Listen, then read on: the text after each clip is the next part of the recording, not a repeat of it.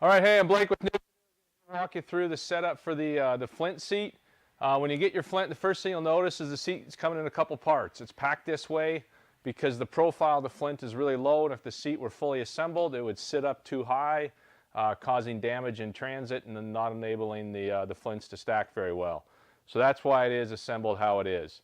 It is pretty simple to put it together though. So you're going to have your seat with your seat fabric, your seat back frame with the little end cap to prevent any scratching in the kayak. You got your hardware pack and your seat base. So the first thing we're going to do is put on the seat back frame. So remove the little plastic caps. It works great if you have your seat flat on a table like this when you're putting it together. Orient your seat back frame like this, and then you're going to set it under the two long vertical straps that go the full length of the seat, and then slide it up through the three horizontal straps on the seat back. Kind of see there's a little pocket there. It's going to nestle in just like this. Now when you get it to there, now we're going to connect the seat tube into the tube hinges. So take the first one and slide it right into the bottom, and come on to the second one.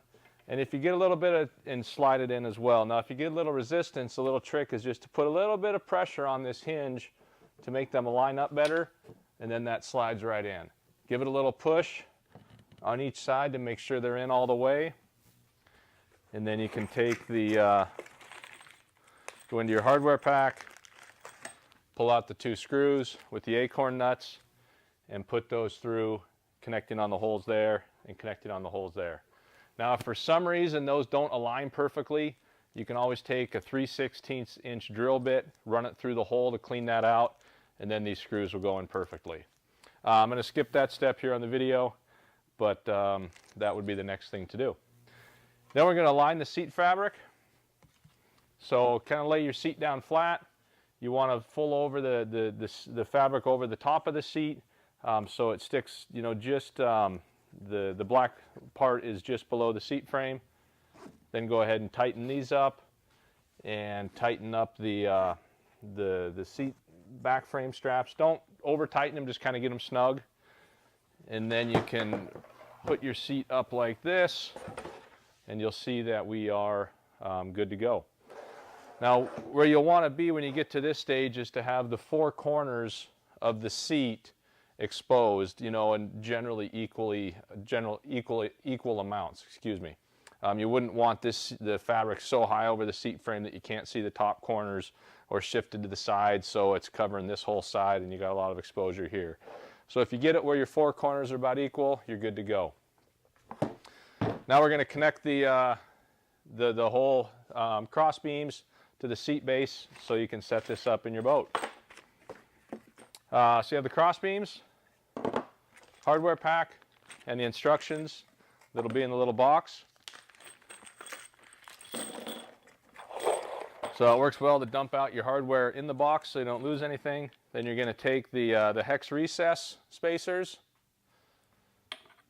and there's 4 of those with 4 of the bolts, and slide them through the seat frame from the essentially from the top to the bottom.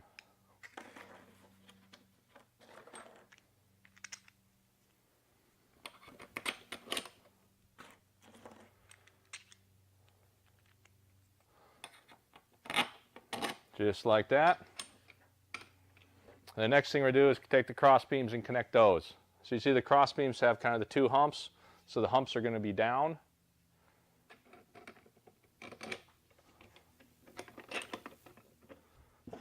Slide on one, slide on the other, and we're ready for our seat base.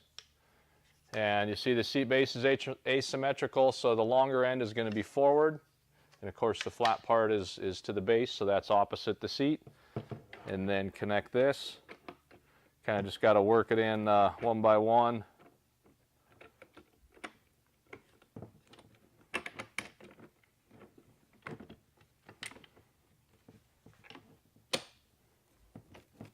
And what you'll notice is the tubes on the base can rotate. So if they're not perfectly aligned, you can give it a little twist forward or back to align the tubes with the screws. and then everything should connect right there, and you'll have the, a 1/2 inch or so of thread from the bolt sticking through the back end.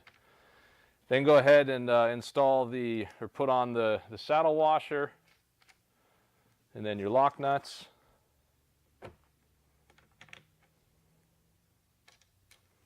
And it's a 7/16 inch wrench to tighten these guys up on a 1/4 20 thread.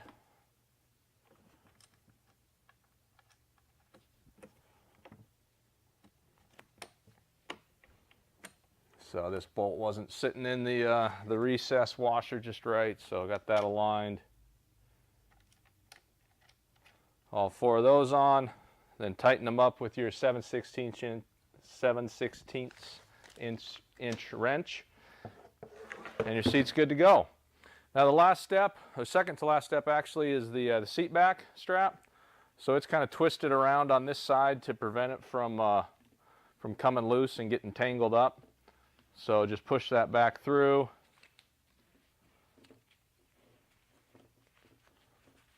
Over here. And then you're good to pull it across. Get any twists out. Go inside your seat back straps like that. Come through the other side. And then connect it here. And then adjust. Now at this point you can tighten up your straps further, so reach under the seat, kind of pull them towards you or pull them away from you to get the good tension on the seat bottom. Do the same here on this rear strap, on the back straps,